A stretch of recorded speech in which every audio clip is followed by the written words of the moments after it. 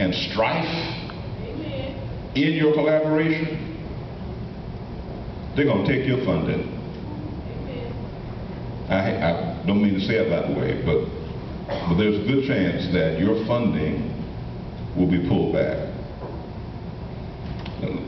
Let's talk about those. Can I do it? Thank you. I just got permission, y'all.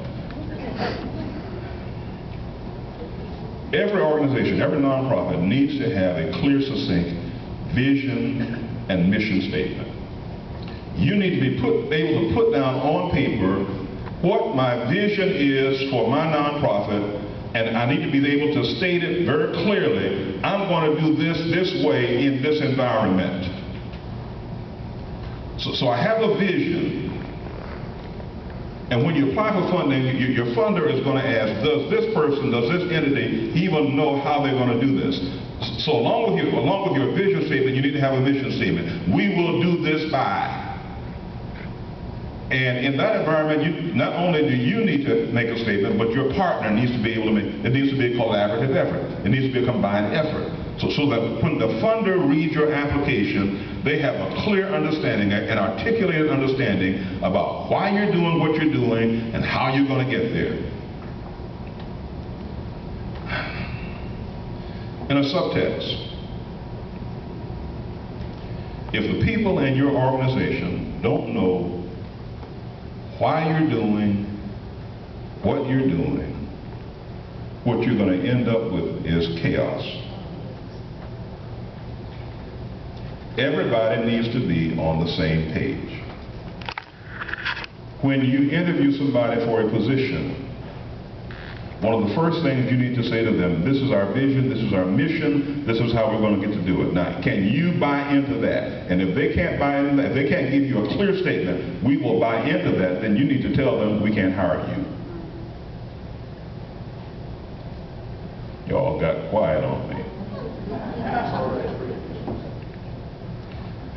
When I was in Washington, D.C. a couple of years ago, one of the things I said to the group up there is this: you got to have the right people on the bus, right? But you know what else you have to have? The right people sitting in the right seat on the bus. Everybody on the bus can't drive the bus. You need to have a bus driver who understands that his job is to drive the bus. And so your internal examination ought to be, when I hire this person, what am I hiring them for?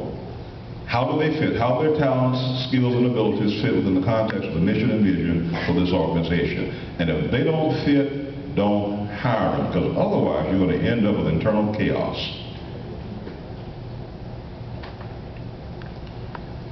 If they don't fit, don't do it. Don't hire them. Don't pay them. If they do fit, pay them and pay them well. Second thing, collaboration.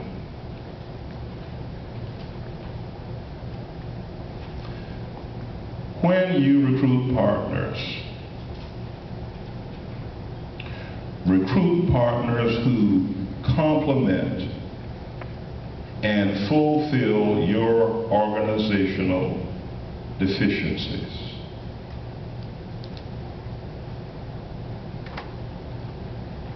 How many of you organization is perfect? Oh, we don't need nobody to do nothing. We got it all the time together. Not the case. When your funder looks at your application, they want to see your strengths, and when you state your strengths, automatically in their minds it's going to be clear to them what your weaknesses are. What they're going to be looking for is, do I have the wisdom in my organization to recruit someone who fills my weaknesses? Now, there's an old saying, the sum is always greater than its parts. Well, If one organization has strengths and weaknesses and the other organization has strengths and weaknesses, what you create is a synergy where the strengths in one compensate for the weaknesses in the other, and the other strengths in one compensates for the weaknesses in others. And so when you do your application, it may appear to you that I've been too specific about what my weaknesses are. The funder is going to say that at least these people have had the wisdom to recruit someone who is able to fill their gaps. That's critical to the grant application process.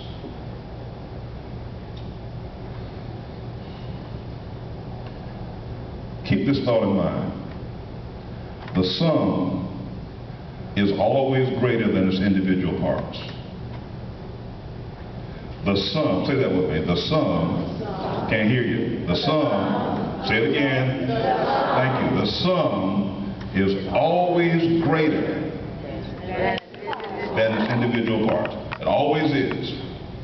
There is a critical dichotomy, there's a critical dynamic that when I know what my weaknesses are and I have the wisdom to recruit someone who fills my weaknesses, and they come on board and they know that what my weaknesses are and we fill each other's weaknesses, guess what? What you got is an organization that's running on all cylinders. It's not about competition. It's about collaboration.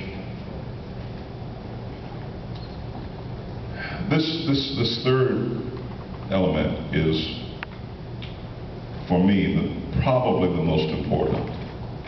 Not only must you be clear about your vision, not only must you recruit individuals and entities that you can collaborate with and integrate with into your mission and vision statements, but I don't care how clear you are about what you're going to do and how much you collaborate.